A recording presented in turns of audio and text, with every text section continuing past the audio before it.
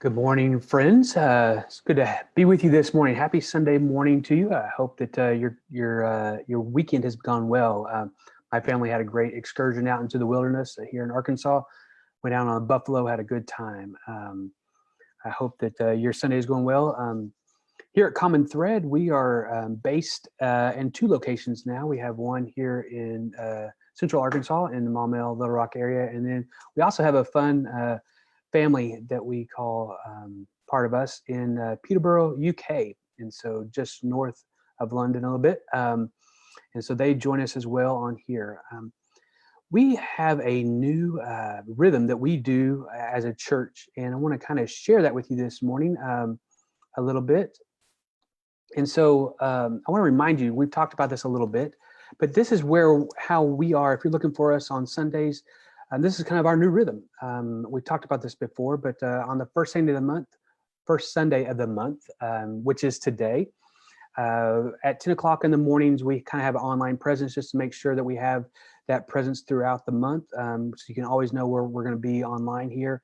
And then in the evening here, we will have our local worship gathering. Our UK friends are doing it actually right now as we speak. They're doing theirs online because they're still in lockdown in the UK. But for us, we will have a table, our tailgate worship tonight.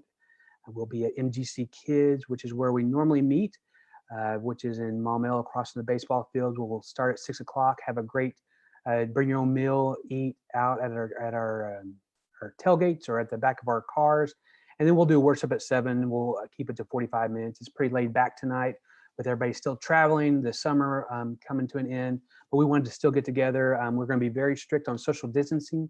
But if you'd like to get together and just see our faces and maybe worship and do communion, and we're going to talk about faithfulness tonight, join us at MGC. We'll start worship at 7, but come as early as 6 and just hang out with us and eat together. Second and third Sundays of the month, we do our online gathering in the mornings, 10 a.m. with the Zoom, and our family from the UK joins us. And in the evenings, we start up our local table groups, which are our small groups. Again, they're kind of a hybrid right now because of COVID, but our goal is that once everything starts moving in the right direction, they meet in people's homes. We share meals together, we share life, and we pray together. The fourth Sunday of the month, we always dismiss what we call our corporate worship. And then we go and serve in our community. This past Sunday, last Sunday, we served with Immerse Arkansas and helped with some of their homes where they keep some of their youth. It was a great time. We built beds, and so we're starting that local rhythm as well. And then the 4 months out of the year that have a fifth Sunday, we are going to call those our Sabbath Sundays. And we're just want to just encourage. We as a church are not going to meet. We're going to encourage you to just enjoy the rest, but also we also might go and visit another church and kind of just let ourselves be known to them and say that we want to be friends and that we want to be partners in growing God's kingdom. And so that's kind of what we're about, what we do on a regular basis. And so on the first Sunday of the month, at this 10 o'clock time, we're also kind of treating this as kind of a common thread 101, a way to kind of just teach people about who we are, have our people know things that we stand for and what we are doing and kind of be in the same direction. And so today we want to talk about our core values. And so kind of present them to you and then also kind of show you how they guide what we do. And hopefully it'll let you know I'm having a hard time speaking this morning. I think I need some coffee here. It's my favorite mug, by the way. Our core values drive us and let us and help us decide what we're going to do as a church. And so core values are just simply things that you stand for, and they're unique to you. And what I want you to hear in that is that our core values are unique to us, called Common Thread. Now, they're not meant to be things that we think are better. We're better than any other church. It's just simply what we're going to stand for and what we're going to be about. And if this resonates with you, we would love for you to talk more with us about that and kind of share with us. But it's who we are and it's what we do. And so there are 5 core values that we have as a church, and I'm going to walk through each one of those this morning. And so the first one is that we will grow in our relationship with Jesus. This is our first value. We will grow in our relationship with Jesus. Now, what we say at Common Thread, and a lot of churches say this, and it's a great saying. So, but it is this idea is come as you are. And we truly mean that, is that for us, is that you don't have to believe a certain thing. You don't have to walk a certain way. You don't have to have the right tattoo or know the handshake or whatever it might be, but simply come as you are. And for us, that has meant people who believe in God, who believe in Jesus, who don't believe in God, who struggle with Jesus, who are angry at Jesus. It's simply come as you are. That God invites you to that. But here's the thing where our core value comes into place, where we will grow in relationship with Jesus, is that we believe that you're not allowed to stay the same. That in nature there's this idea that as you see things that are alive, if they are alive, they are always growing, they're always maturing. And as soon as something in nature stops growing, stops maturing, then it's dying. And so for us, that we want to be a church where we're challenging us as a corporate body, but also as individuals, to always be growing, to always be maturing. I remember when I was just a young pup in ministry, I probably just graduated from college. I went back to my home congregation. I was serving as a youth minister, and we had our Bible classes before church. And so we'd go to Bible class, and then we'd have that 10 to 15 minute time break in between Bible class and then going into our corporate worship. And then during that 10 to 15 minute times, you'd make the transition over to the assembly hall, and you'd have conversations. And I remember having a conversation with this older lady, and she was a gray head lady, loved her. She's like one of my grandmas. And we were just sitting there having a great conversation, catching up and talking, and worship was about to start. And me being the youth minister, being the new young youth minister, I had to set the example. I always had to be in there. We sat with the teens down front. We did that whole thing. And so I felt the urge, I need to go in there. But we were having this conversation, so I didn't want to leave her and make her feel bad. And so I'd simply just said, "Hey, church is about to start. We need to go get in there." And she pulled out our bulletin, and in the bulletin it always said what the sermon was about, and what we were doing, that kind of stuff. And she goes, "See this one? I've heard this sermon before. I know all about it. I don't need anything." And she was just kind of implying this idea that she's been there, done that. She's heard it. And so there was nothing new for her to learn. And that has always stuck with me. And for me, I want you to hear this idea that I believe deeply that there's so much depth, so much knowledge, so much into this world, into the scriptures, into everything as to who we are, into the spiritual world, that there's always something for us to grow in, always something us to mature in. And sadly, I see some churches who just keep recycling material over and over again. It's like we're just doing the same thing over and over again. And for us, we want it to be a place where we're always growing, we're always exploring, that even if we've looked at the same passage over and over again, that we believe deeply that there's something more to grasp out of it, to grow in it. And so for us, we want to be people who are always growing. And for as a corporate body, we have different ways to do that. We have what we call digging deeper. We have a podcast. We have a topical study we do throughout the week. And it's not meant that you do all of those things, right? But we want you to come as you are, and to pick at what level you're ready to start growing and start maturing and start thinking about more of that divine or Jesus in your life. What does that look like? And so for us, we want to commit to this idea that you can come as you are, whatever you believe, whatever you don't believe, but that you are called to become something more, and that together we're gonna do that together. Um, and so the first one is we will grow in a relationship with Jesus. The second core value of who we are is that we will create a family atmosphere. That we will create a family atmosphere. Now, this one's kind of two-dimensional for us. This idea is that one, we want to be very family inclusive. So we want to create that family atmosphere. We believe deeply in the concept of family. That family is responsible for growing family, right? That our raising our kids is not something that we hand off to other people, to teachers, to ministers, to all this, but that we have a role in it. That we have a role in what it means to grow as a family, and that we're meant to be together. That families are actually meant to spend time together, to pray together, to laugh together, to hike together, to eat together, all those things. And for us, we want to create programs where families spend the majority of time together.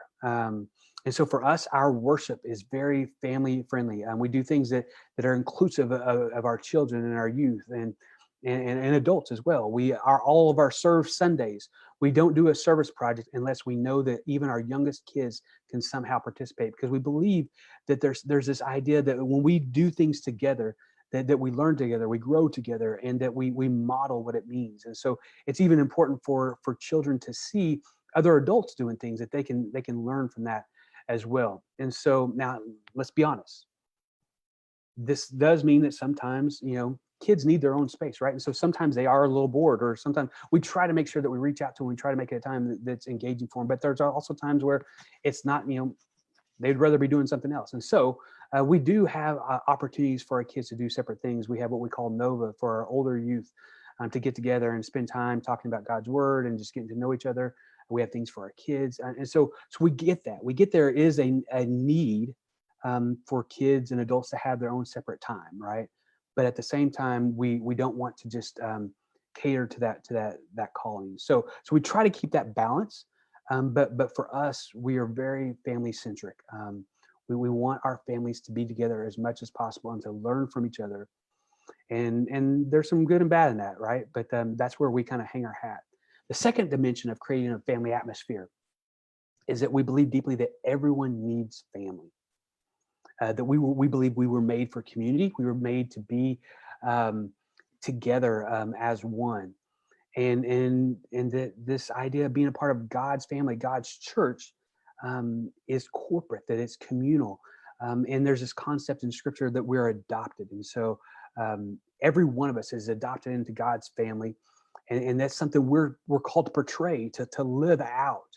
And the truth is that so many people come from bad earthly families, right? And when you talk about father or mother, that these are trigger words for some people, that their upbringing, or even the where they live now, there's hatred, there's ugliness. And so we don't think that's where you're supposed to stay. And so for us, we believe our body is meant to be, that our corporate body, that our church is meant to be family, that we're to be a safe place for everyone to be called family. But that's the truth. If we're going to live that out, we have to also recognize that family is messy, right? That you got crazy Uncle Joe and you got cousin Judy or whatever it might be, right? And for us, that means that family sticks together, that we stay together, and at the same time, family says stupid things together, right? I've said some horrible things to my family at times, but yet we're still family, and the same should exist. Even deeper into church, and Jesus even teaches about this. That his literal family comes up to him and says, "Hey, aren't we your family?" He goes, "Hey, my family is who claims God, who claims Jesus." That so he didn't disavow family, but he grew what family means, right? And so that's for us. That's what we want to be a part, is creating this family atmosphere, that you have a place that people are going to know you, they're going to love you, they're going to accept you, they're also going to call you out when you say stupid stuff, right? But they're going to be a part of you, that this is a safe place for you to be a part of. So that's the second one, is that we want to create this family atmosphere. The third one that I want to share with you guys is that we will be givers and not takers. That we will be givers and not takers. Now, this one, to understand this concept, you need to kind of grasp where we're coming from, what's driving this concept. And so there's this idea, and the best way to explain it is pie. A little pie. I don't know if this is a good pie, but I love pie. So we're going to use this analogy. But you have a pie, right? And we understand in this material world, in this earthly world, that you only have a certain amount of resources. And so if the pie represents all the resources that you have, that you have to slice the pie in different ways, and proportion it out to different ways. So, but all you have is the pie. But we look at this idea that our pie is not bound by this earth, but our pie is given to us by God. And if God truly exists, okay, if we truly believe in the concept of a divine being who created us, then we also have to recognize that he's not bound by this earth, right? That he's infinite, that he's not bound to these earthly resources. Now, he is in some ways, but in some ways he's not, right? We don't just see money popping out of nowhere or anything like that. That's not what we're talking about. But there is this idea that there's this belief into something greater than just what this earthly pie looks like. And so for us, we believe that God gives out of this eternal pie. And so even though it might look like we have just a finite amount of resources or a finite amount of everything, materials in this world, that we only have so much, we recognize that God gives out of abundance bigger than we could ever imagine, out of the infinite. Okay. So if we believe that, then we have to live that way. And so for us, that means that we will become givers and not takers. And so for us, that means that we want to be people who are always giving. Who That's what we're known for, not as for people who are always taking. So what does giving mean for us?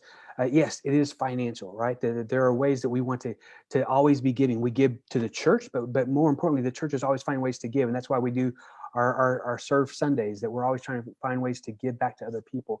But also giving means giving of our body, by serving to others, by helping others out, our neighbors out, that kind of stuff. And then also there's also the giving that's relational, right? That's where we talk about we open ourselves up to being a part of a family. And so for us, this giving is what drives us. We want to be people who are known that are always giving and not taking. Now giving is dangerous, right? Giving doesn't make sense.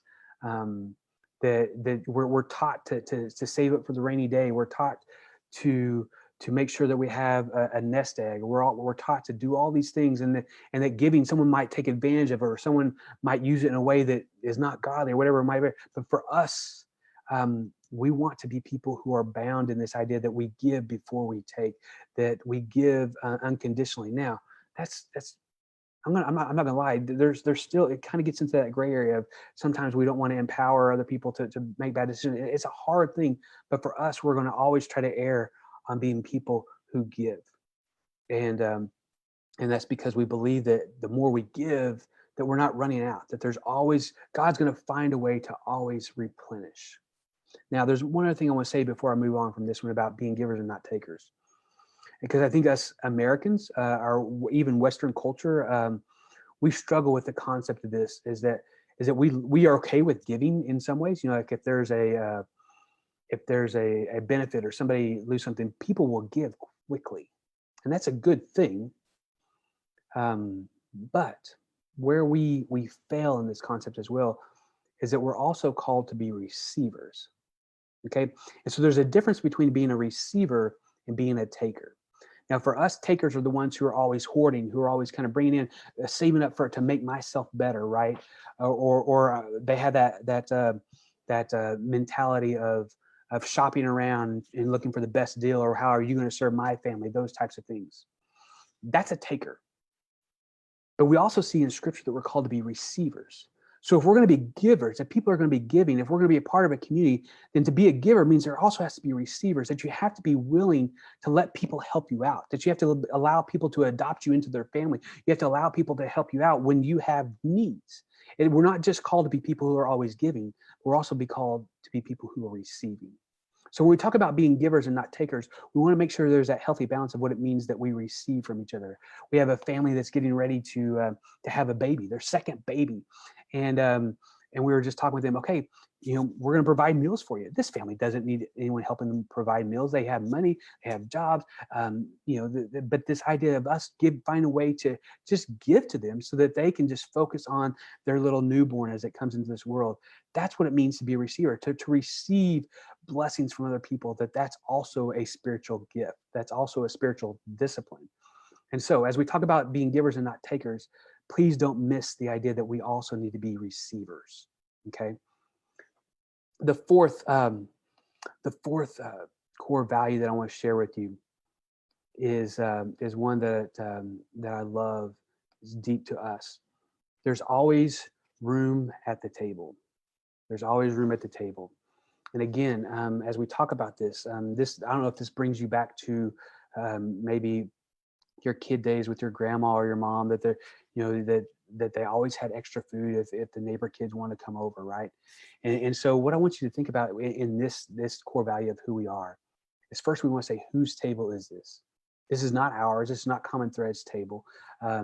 We're inviting you. There's always room at God's table, right? And remember, as we talked about already, God is the God of the infinite, God of the that there's always more. There's always food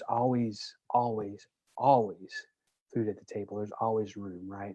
And it's also not our invitation. We want to make sure, remember this, that our invitation that we're extending, it's not ours, it's God, that God is the one who extended the invitation first. It's just our simple job to relay it and to make sure that we live it out.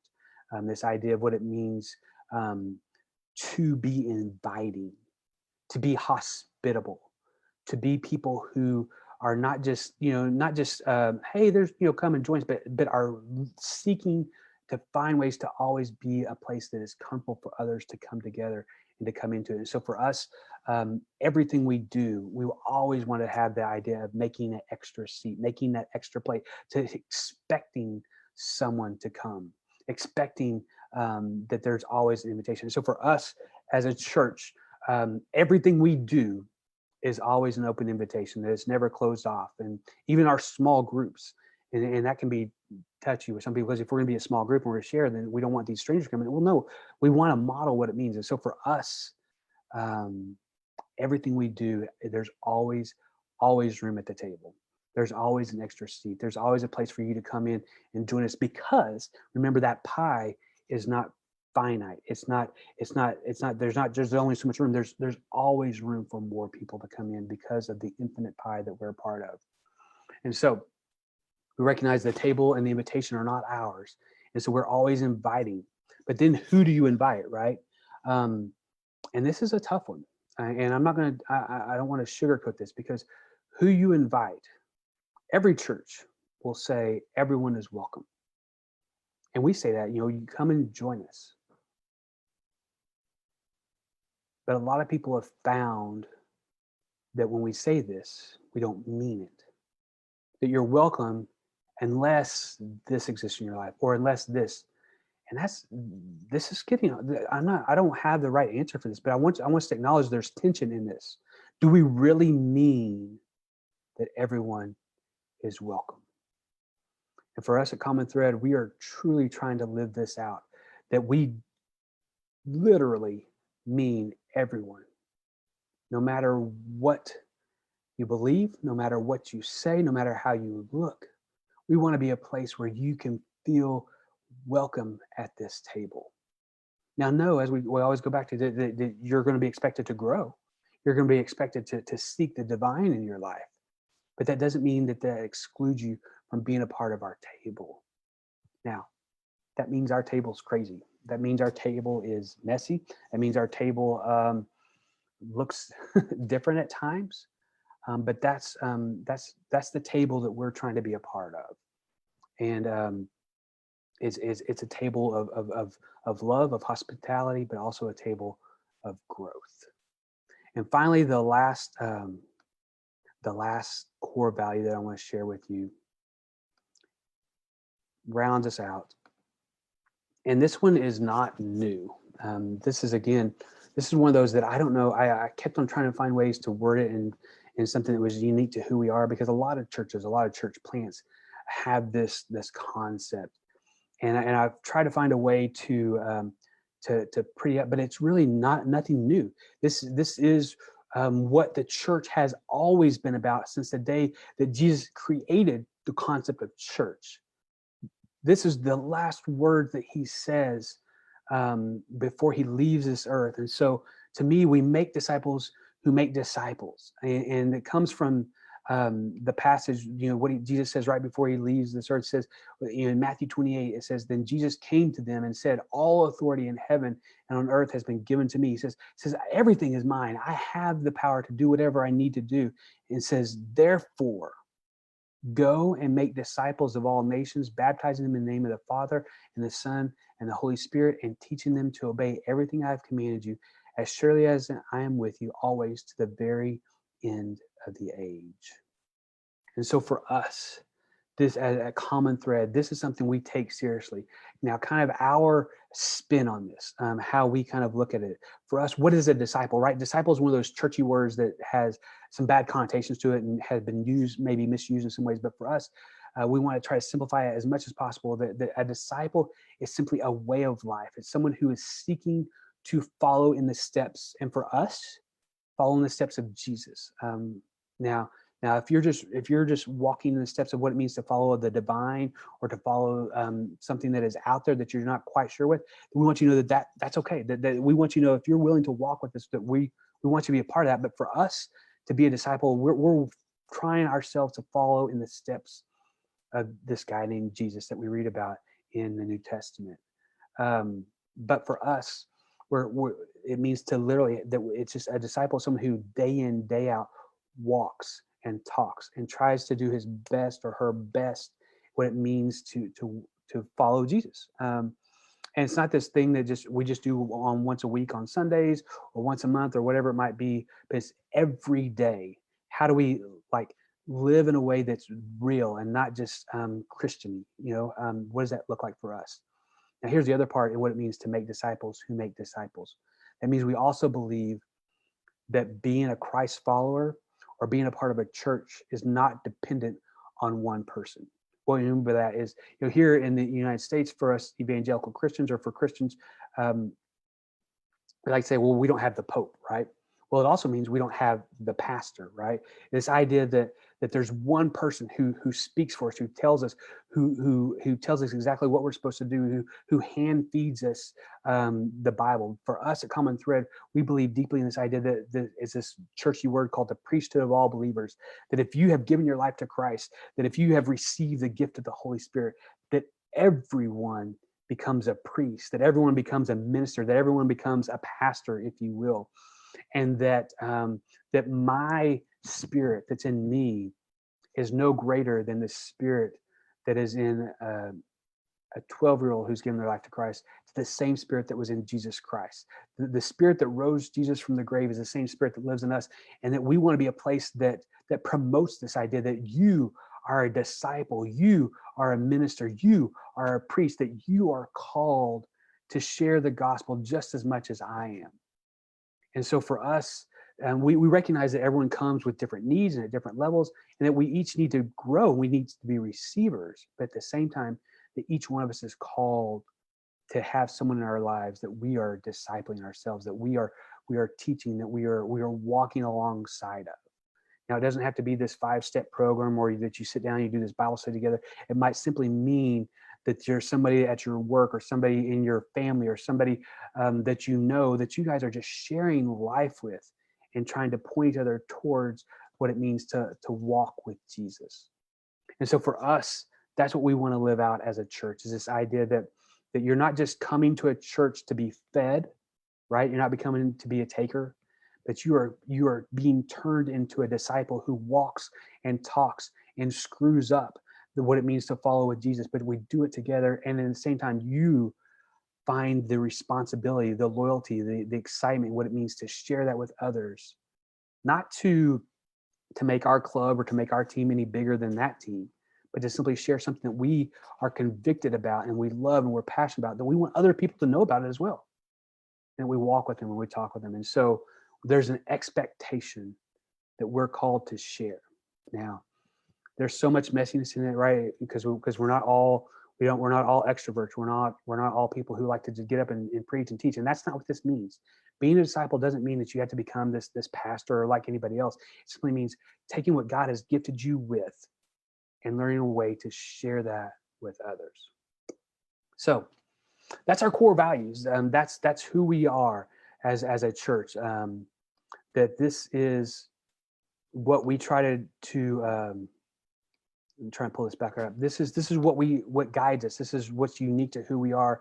This is why we do what we do, is that we believe that we're going to grow in our relationship with Jesus, that we're going to create a family atmosphere, that we will be givers, not takers, and that there's always room at the table, and finally, that we will make disciples who make disciples. So if this resonates with you, if this is something that maybe something you'd like to be a part of, we'd love to talk further with you about. And to join us. And what's kind of neat, we're having this conversation that for us, what does church look like? And it might not be even bound by the typical geographical normalcy that we have before. And because now we have a Common Thread in UK, and now we have Common Thread here in Maumelle and Little Rock area. And maybe if you're listening to this online, that's the beauty of what God's creating, is that we're recognizing that maybe there might be a way that where you're at, can grow this same community and be a part of what we're at, even if you don't live by us. And so if there's something in this that entices you, or makes you want to talk deeper, we'd love to talk with you further. If you're in the Maumelle, Little Rock area, don't forget tonight we'll meet at MGC crossing the baseball fields in Maumelle. Start at 6 o'clock with dinner, and then we will start our worship at 7. I want you to just come and hang out with us and enjoy that time together if you can make it.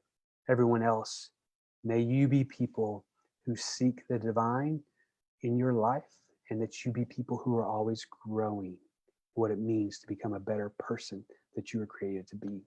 Hope you have a great day. Grace and peace.